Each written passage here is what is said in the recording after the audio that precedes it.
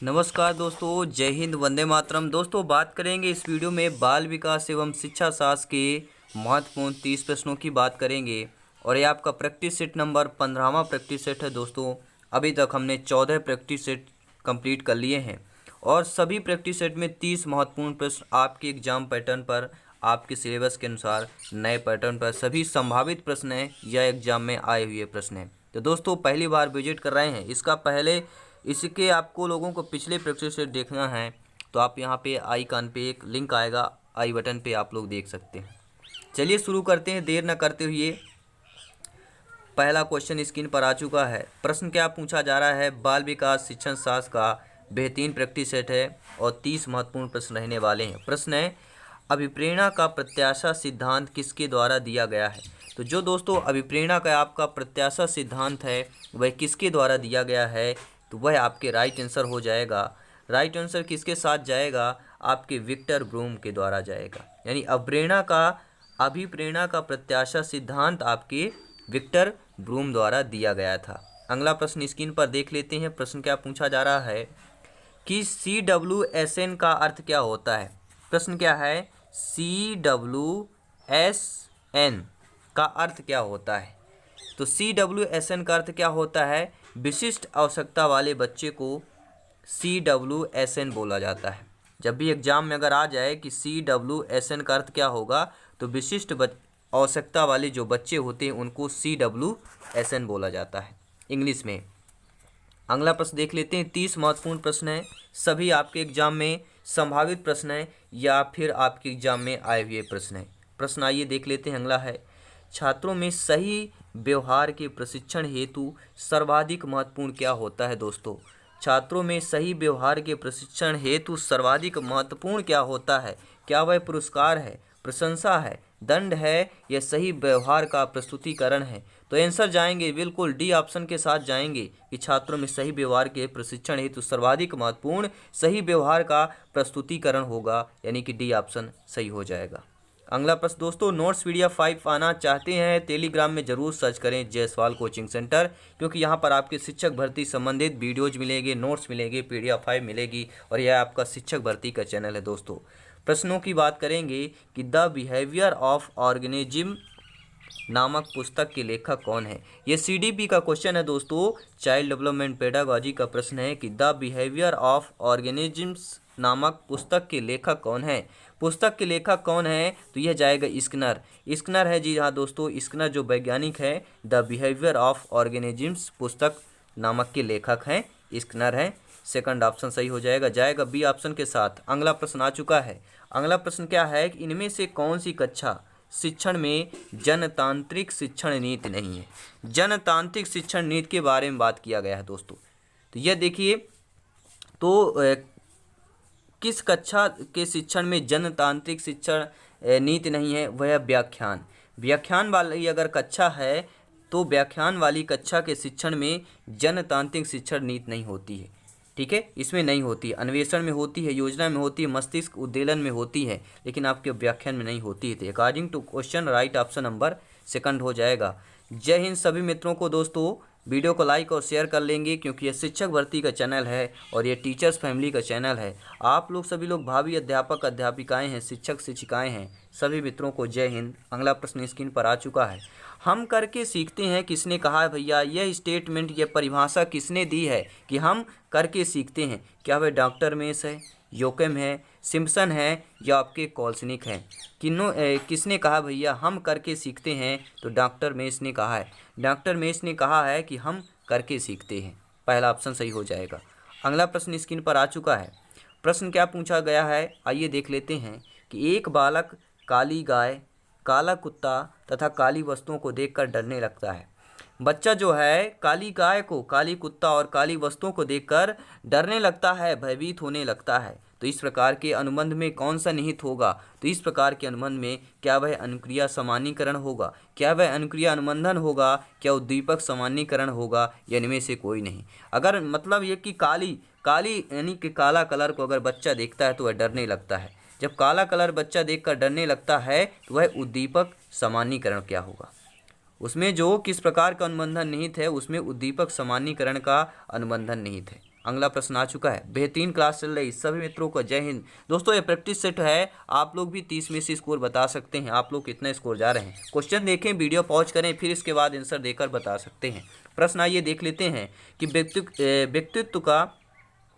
व्यक्तित्व का सामाजिक अधिगम सिद्धांत किसने दिया है। आपकी जो व्यक्तित्व का सामाजिक अधिगम का सिद्धांत है किसने दिया है। क्या वह बंडूरा और वाल्टर हैं, क्या वह डॉलर्ड और मिलर हैं, क्या वह कार्ल रोजर्स हैं, क्या आपके युग हैं, क्या आपके युग हैं। बिल्कुल सही ऑप्शन, जिन्होंने ए ऑप्शन क्लिक किया है बिल्कुल सही है कि व्यक्तित्व का सामाजिक अधिगम का सिद्धांत बंडूरा और वाल्टर ये दोनों मिलकर दिए थे। मिलकर क्यों दिया, क्योंकि व्यक्तित्व की बात की जाती है, सामाजिक अधिगम की सिद्धांत की बात की जाती है, तो समाज में कई सारे व्यक्ति होते हैं। तो बंडूरा और वाल्टर ये दो व्यक्ति मिलकर, यानी ये दो वैज्ञानिक आपके मिलकर आपके व्यक्तित्व का सामाजिक सिद्धांत की किसने दिया, बंडूरा और वाल्टर ने मिलकर दिया था, दो वैज्ञानिकों ने मिलकर दिया था। और अगला प्रश्न स्क्रीन पर आ चुका है। सभी मेरे फ्रेंड्स वीडियो को लाइक शेयर कर देंगे। शिक्षक भर्ती का चैनल है दोस्तों। और अब एक आया संभावित प्रश्न आपके एग्जाम के लिए कि गोलमैन निम्न में से किससे संबंधित है। गोलमैन क्या वह सामाजिक बुद्ध से संबंधित है, संवेगात्मक बुद्ध से संबंधित है, आध्यात्मिक बुद्ध से संबंधित है, समान बुद्ध से। आपने पावलोव, स्किनर, कोहलर संबंधी प्रश्न देखे होंगे, लेकिन एग्जाम में संभावित प्रश्न आपका ये भी है। गोलमैन किससे संबंधित है, तो यह आपके संवेगात्मक बुद्धि से संबंधित है। जब भी संवेगात्मक बुद्धि का जिक्र होता है दोस्तों, तो गोलमैन का भी जिक्र होता है। कैसा होता है, गोलमैन किससे संबंधित है, आपके संवेगात्मक बुद्धि से संबंधित है। अगला प्रश्न स्क्रीन पर आ चुका है। प्रश्न लाजवाब रहेगा और सभी आपके महत्वपूर्ण प्रश्न रहेंगे दोस्तों। जी हाँ, प्रश्न महत्वपूर्ण रहेंगे, कोई भी कन्फ्यूजन नहीं होगा। प्रश्न आइए देख लेते हैं। कौन सी बाल्यावस्था की एक विशेषता नहीं है। देखिए काफ़ी सारे प्रश्न बनते हैं कि बाल्यावस्था की विशेषता है, शैशवावस्था की विशेषता है, ठीक है, और आपके किशोरावस्था की विशेषता है। लेकिन जब निगेटिव प्रश्नों की बनने की बात आती है, आपको पता है आउट ऑफ 30 में से 2 से 3 प्रश्न दोस्तों निगेटिव प्रश्न भी होते हैं। तो यह भी निगेटिव प्रश्न में आ गया कि बाल्यावस्था की एक विशेषता नहीं है। तो इसके लिए जानना जरूरी है कि विशेषताएं कौन कौन सी है। बाल्यावस्था में अभिवृद्धि में स्थिरता होती है, सामूहिकता की प्रबलता होती है और समूह एवं खेलों में सहभागिता होती है। ये तीनों विशेषताएँ हैं। लेकिन बाल्यावस्था की एक विशेषता नहीं है जिज्ञासा की कमी, यह विशेषता नहीं है। बच्चों में बाल्यावस्था की जो एक विशेषता नहीं है वह जिज्ञासा की कमी। उसमें बच्चों में जिज्ञासा होती है, तो यहाँ पे क्या लिखा है, जिज्ञासा की कमी, तो ये आपकी विशेषता नहीं होगी। According to question right option number सही कौन सा जाएगा, सी ऑप्शन के साथ जाएगा। और अगला प्रश्न स्क्रीन पर क्या पूछा जा रहा है, आइए पढ़ते हैं। प्रश्न क्या है, अधिगम, अनुभव और प्रशिक्षण के परिणाम स्वरूप व्यवहार में परिवर्तन है। अधिगम, अनुभव और प्रशिक्षण के परिणाम स्वरूप व्यवहार में परिवर्तन है। यह कथन किनके द्वारा दिया गया था। यह कथन गेट्स व अन्य के द्वारा, मॉर्गन के द्वारा, या आपके स्किनर या क्रॉनबर्ग के द्वारा। तो गेट्स व अन्य के द्वारा कथन दिया गया था। गेट्स व अन्य के द्वारा यह कथन आपका दिया गया था। नोट्स पाना का चाहते हैं दोस्तों, टेलीग्राम में जरूर सर्च करें जयसवाल कोचिंग सेंटर। सभी सब्जेक्ट की क्लासेस चलती है और सभी सब्जेक्ट के नोट्स भी आपको वहीं पर मिलता है। अगला प्रश्न आइए देख लेते हैं कि कौन सा शिक्षण अधिगम का स्तर नहीं है। ऐसा कौन सा शिक्षण है इनमें से जो अधिगम का स्तर ही नहीं है दोस्तों। बहुत इंपॉर्टेंट प्रश्न है, ध्यान दीजिएगा। देखिए स्मृत स्तर यह आपके शिक्षण अधिगम का स्तर है, अबोध स्तर ये भी है, परावर्ती स्तर ये भी है, ABC ये तीनों जो ऑप्शन हैं आपके शिक्षण अधिगम के स्तर हैं। लेकिन दूरवर्ती स्तर यह आपका शिक्षण अधिगम का स्तर नहीं है। तो according to question right option number D के साथ चला जाएगा। अगला प्रश्न आ गया है स्क्रीन पर, लाजवाब प्रश्न है, ध्यान दीजिएगा। प्रश्नों की यहाँ पे प्रश्नों का कॉम्बिनेशन थमने वाला नहीं है जब तक आपका सिलेक्शन न हो जाएगा, क्योंकि सिलेक्शन को ध्यान पे देकर ही प्रश्नों को लाया जाता है आपके एग्जाम में संभावित प्रश्न हो दोस्तों। प्रश्न है, कौन सा फ्लेंडर की अंतःक्रिया विश्लेषण प्रणाली से संबंधित नहीं है। जो आपके फ्लेंडर की अंतःक्रिया विश्लेषण प्रणाली से संबंधित कौन नहीं है भैया, कौन नहीं है। देखिए शिक्षक कथन संबंधित है आपका, छात्र कथन भी है, मौन है, लेकिन अभिभावक कथन यहाँ पे आपके फ्लेंडर की अंतःक्रिया विश्लेषण प्रणाली से संबंधित नहीं है। तो राइट ऑप्शन सी के साथ चला जाएगा। अगला प्रश्न देख लेते हैं, स्क्रीन पर आ चुका है, प्रश्न लाजवाब है, ध्यान दीजिएगा कि ये इनमें से कौन सा सृजनात्मक प्रक्रिया से संबंधित नहीं है। सृजनात्मक प्रक्रिया, जब भी सृजन की बात की जाती है, जबकि क्रिएटिविटी की बात की जाती है, सृजनात्मक प्रक्रिया किससे संबंधित नहीं है। आयोजन, उद्भवन, अभिप्रेरण, प्रबोधन किससे संबंधित नहीं है दोस्तों? तो देखिए आयोजन से संबंधित है, उद्भवन से संबंधित है, प्रबोधन से संबंधित है, जबकि अभिप्रेरणा से संबंधित नहीं है। तो राइट ऑप्शन आपका सी के साथ चला जाएगा। अगला प्रश्न आइए देख लेते हैं। अगला प्रश्न स्क्रीन पर आ चुका है। प्रश्न लाजवाब है, ध्यान दीजिएगा प्रश्न को ध्यानपूर्वक देखिएगा। आप वीडियो पॉज कर सकते हैं। अगर स्पीड से पढ़ा रहा हूं दोस्तों, स्पीड से वीडियो चल रही है तो वीडियो पॉज कर भी आप लोग देख सकते हैं, क्योंकि ऑप्शन है आपके पास ऑप्शन है। और कम समय में ज़्यादा क्वेश्चन करना, यही अच्छे शिक्षक की भूमिका होती है। जी हाँ दोस्तों, कम समय में ज़्यादा प्रश्न करेंगे तभी तो भैया सिलेक्शन होगा। जी हाँ, सिलेक्शन होगा, क्योंकि हमारा टारगेट है आप लोगों का सिलेक्शन, आप लोगों का सपना, आप लोगों का परिवार का सपना पूरा हो। दोस्तों आप लोग शिक्षक हैं और शिक्षक राष्ट्र निर्माता के रूप में होते हैं। अगला प्रश्न है, स्टैनफोर्ड बिने परीक्षण मापन करता है।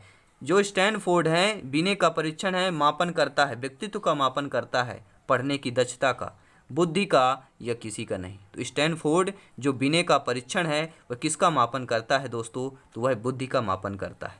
किसका मापन करता है? स्टैनफोर्ड बिने परीक्षण जो है आपकी बुद्धि का मापन करता है। और अगला प्रश्न आ चुका है और 15 प्रश्न आपके कंप्लीट हो चुके हैं। 15 प्रश्न और रह गए हैं, क्योंकि CDP में आपके 30 महत्वपूर्ण प्रश्न पूछे जाते हैं।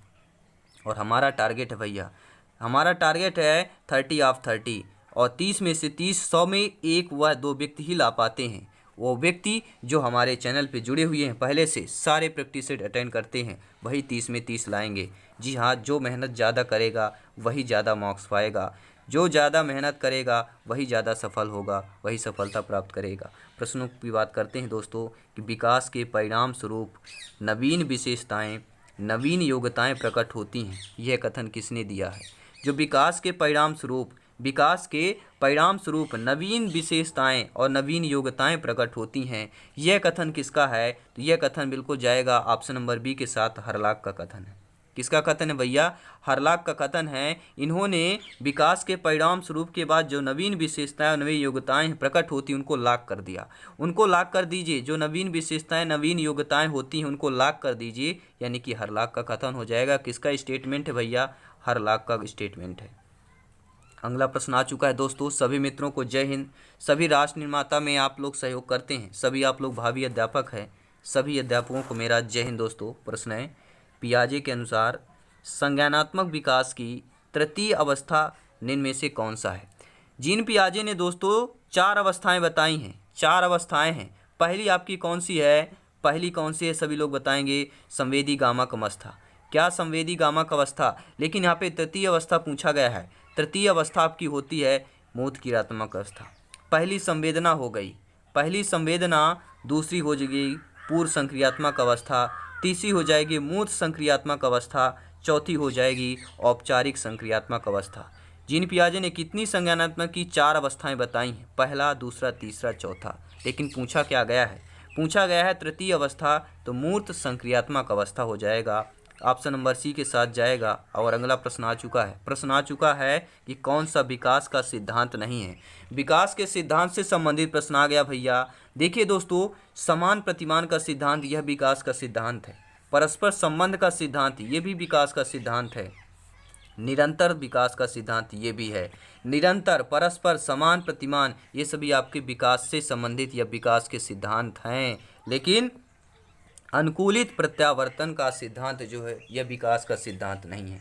According to question right option number A के साथ चला जाएगा। अगला प्रश्न आइए देख लेते हैं दोस्तों। अगला प्रश्न स्क्रीन पर है। क्या प्रश्न है आइए देखते हैं कि मूल प्रवृत्तियों को 14 प्रकार से किसने वर्गीकृत किया? जो मूल प्रवृत्तियां हैं बालक की उसको 14 प्रकारों में विभाजित किया गया है, 14 प्रकार में विभाजित किया गया है, वर्गीकृत किया गया है। लेकिन ये वर्गित करने वाले महानुभाव कौन हैं? ये वर्गित करने वाले वैज्ञानिक कौन है दोस्तों? ऑप्शन नंबर बी के साथ जाएगा, मैकडूगल है। मैकडूगल ने मूल प्रवृत्तियों को 14 प्रकार में वर्गीकृत किया। किसने किया भैया? मैकडूगल ने किया। अगला प्रश्न आ चुका है, स्क्रीन पर है, लाजवाब प्रश्न है। सभी मित्रों को जय हिंद। वीडियो को लाइक शेयर करते जाएंगे। प्रश्नों की यहाँ पे बिल्कुल झड़ी लगेगी दोस्तों, सिलेक्शन होकर रहेगा। प्रश्न की बात करते हैं कि बुद्धि के द्विकारक सिद्धांत का प्रतिपादन किसने किया था? बुद्धि के जो द्विकारक सिद्धांत, त्रिकारक सिद्धांत, बुद्धि का सिद्धांत बहुत इंपॉर्टेंट है। लेकिन जब द्विकारक सिद्धांत की बात आती है, ये संभावित प्रश्न है और आपके एग्जाम में आया हुआ प्रश्न है दोस्तों। शिक्षक भर्ती में पूछा गया प्रश्न है कि बुद्धि के द्विकारक सिद्धांत का प्रतिपादन किसने किया, तो आपके स्पेयरमैन ने किया था। किसने किया भैया? बुद्धि के जब द्विकारक की बात की जाए तो स्पेयरमैन हो जाएगा। कौन मैन होगा? स्पेयरमैन होगा, द्विकारक सिद्धांत बुद्धि की बात की जाए तो। अगला प्रश्न क्या है? ग्रंथियों के आधार पर व्यक्तित्व के विभिन्न प्रकारों की चर्चा किसने की है? ग्रंथों के आधार पर क्या दिया है? ग्रंथों के आधार पर व्यक्तित्व के जो विभिन्न प्रकार की चर्चा होती है। दोस्तों, ग्रंथों के आधार पर जो व्यक्ति के विभिन्न प्रकार होते हैं उनकी चर्चा किसने की है? उनकी चर्चा किसने की है? भैया यहाँ पे चौपाल नहीं लग रही है, चौपाल नहीं लगी है, चौपाल बिल्कुल नहीं लगी है। वे आपके वैज्ञानिक है जिन्होंने चर्चा की है। यहाँ पे चौपाल में चर्चा नहीं की गई है। ग्रंथियों के आधार पर व्यक्ति के जो विभिन्न प्रकारों पे चर्चा की है वह आपके क्रेसमर हैं।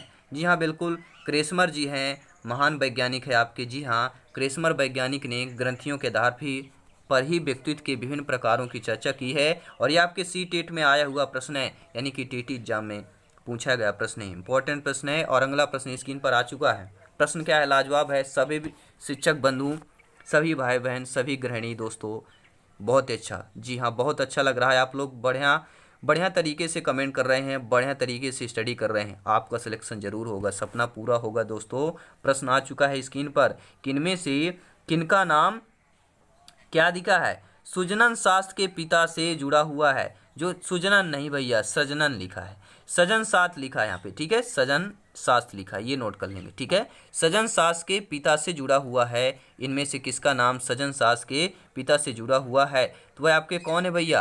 कौन है? फटाफट बता दें कौन है। अपना नाम घोषित करें, स्वयं घोषित करें कि वह कौन है भैया जो सजन शास्त्र के पिता से जुड़ा हुआ है। मुख खोलिए और बोलिए कौन है। तो गाल्टन आकर बोलते हैं मैं हूँ। गाल्टन क्या बोलते हैं आकर? मैं हूँ भैया। सजन शास्त्र के पिता से जुड़ा हुआ मैं हूँ, ये कौन बोलता है? गाल्टन बोल रहे हैं। कौन बोलेगा? तो सही ऑप्शन बी के साथ जाएगा। अगला प्रश्न क्या है? अगला प्रश्न यह है दोस्तों कि सीखने में प्रयास हुआ भूल के सिद्धांत का प्रतिपादन किसने किया? प्रश्न आ गया, प्रश्न पूछा जा रहा है कि सीखने में प्रयास हुआ भूल के सिद्धांत का प्रतिपादन किसने किया था? किसने किया था? फटाफट बोलेंगे। क्या वह कोहलर हैं, पावलोव, थॉर्नडाइक, गेस्टाल्ट? 4 लोग मैदान में उतर चुके हैं, 4 लोग मैदान में उतर चुके हैं और केबीसी का क्वेश्चन चल रहा है। केबीसी का क्वेश्चन चल रहा है, 4 लोग मैदान में है। कौन पहले आंसर देगा? कौन पहले आंसर देगा? तो बोलते हैं थॉर्नडाइक, बोलते हैं भैया मैंने किया। थॉर्नडाइक क्या बोलते हैं कि सीखने का प्रयास और भूल का सिद्धांत मैंने किया भैया। तो केबीसी में कौन विनर हुआ? ऑप्शन नंबर सी के साथ जाएगा, थॉर्नडाइक का हो जाएगा। किसने किया है? सीखने में प्रयास व भूल का सिद्धांत का प्रतिपादन थॉर्नडाइक ने किया था। ऑप्शन नंबर सी के साथ जाएगा। अगला प्रश्न आ चुका है। प्रश्न लाजवाब है, शिक्षक भर्ती का बेहतरीन प्रश्न है, संभावित प्रश्न है दोस्तों एग्जाम की दृष्टि से, परीक्षा की दृष्टि से, कि क्रोध व भय प्रकार है।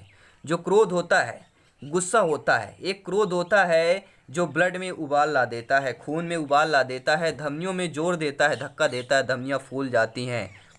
लेकिन एक भय होता है जिस पर क्या होता है? थूक अंदर, यानी कि गला सूखने लगता है। भय वह है जो गला सूखने लगता है। तो यह किसका प्रकार है?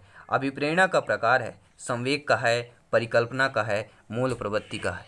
भय, क्रोध व भय प्रकार हैं। किसके प्रकार हैं? तो संवेग बोल रहा है भैया मेरे प्रकार हैं, ये मेरे 2 भाई हैं। क्रोध व भय जो है संवेग के प्रकार है। क्रोध व भय किसके प्रकार हैं? संवेग के प्रकार है। अगला प्रश्न स्क्रीन पर लाजवाब प्रश्न है।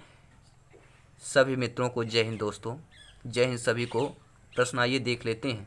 प्रश्न देखेंगे कि विस्मृति कम करने का उपाय क्या हो सकता है। शिक्षक होने के नाते आप लोग सभी लोग भावी अध्यापक हैं, शिक्षक हैं, शिक्षिकाएँ हैं, सभी लोग कमेंट करेंगे। विस्मृति कम करने का उपाय क्या हो सकता है? सीखने में कमी, सीखने की त्रुटिपूर्ण विधि, पाठ की पुनरावृत्ति, स्मरण करने में कम ध्यान देना। तो विस्मृति कम करने का उपाय जो सही ऑप्शन जाएगा वह होगा पाठ की पुनरावृत्ति।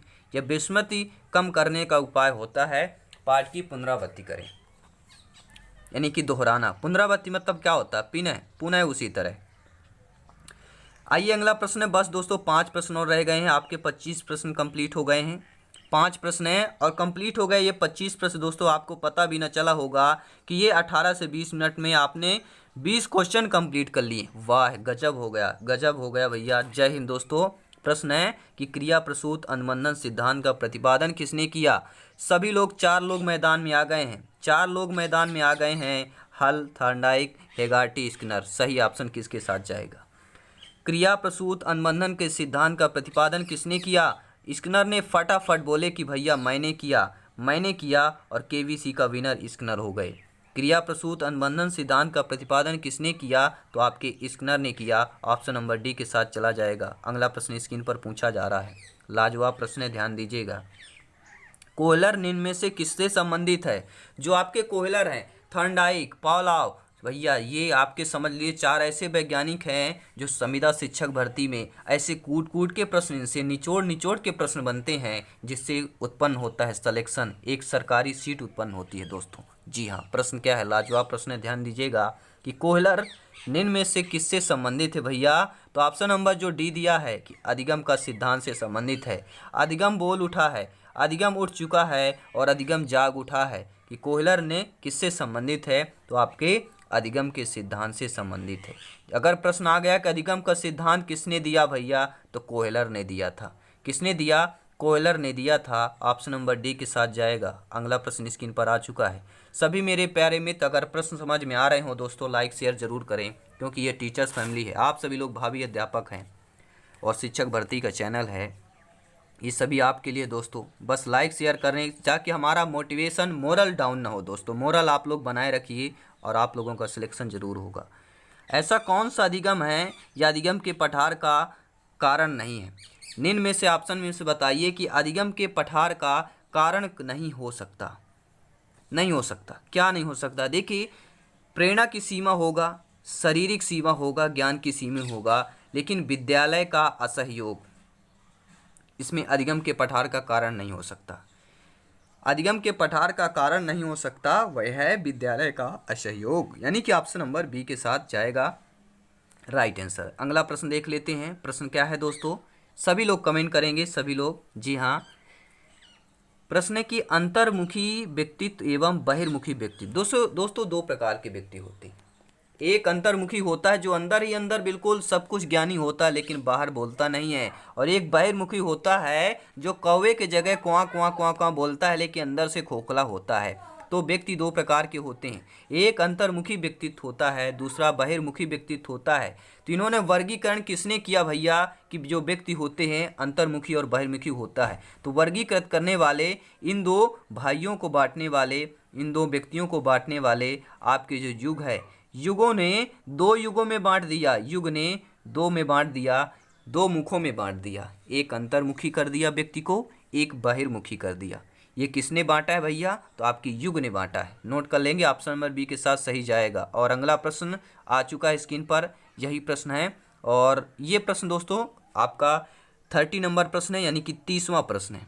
30वां प्रश्न है आपके प्रैक्टिस सेट 15 का दोस्तों। अगला प्रश्न क्या पूछा जा रहा है? प्लेलिस्ट जरूर चेक करें सभी लोग इसके वीडियोज देखने के बाद।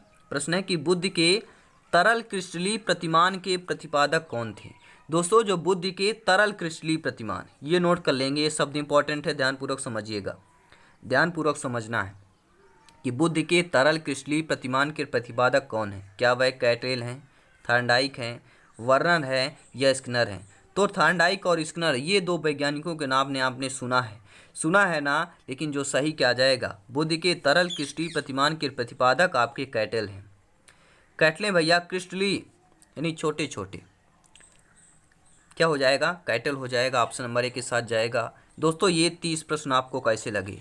जी हाँ दोस्तों, 30 प्रश्न कैसे लगे? क्लास अच्छी आई, मज़ा आया, ज्ञान आया, सब कुछ आया? तो बस हंसते रहिए, हंसाते रहिए दोस्तों, हंसते रहिए, हंसाते रहिए। और शिक्षक भर्ती में बेहतर स्कोर पाना है तो सब्सक्राइब करना मत भूलिएगा, क्योंकि यह सब्सक्राइब करना यानी इस परिवार का हिस्सा बनना, शिक्षक भर्ती के चैनल से जुड़ना, और यहाँ पे सारे अपडेट आपको मिलेंगे दोस्तों।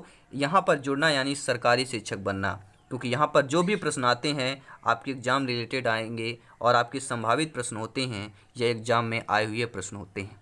तो प्लेलिस्ट चेक करें, सभी क्लासेज मिल जाएंगी दोस्तों, क्योंकि बात करते हैं हमारी इच्छा राष्ट्र हित में शिक्षा। जय हिंद दोस्तों, हंसते रहिए, हंसाते रहिए, चारों तरफ साफ सफाई बनाए रखिए।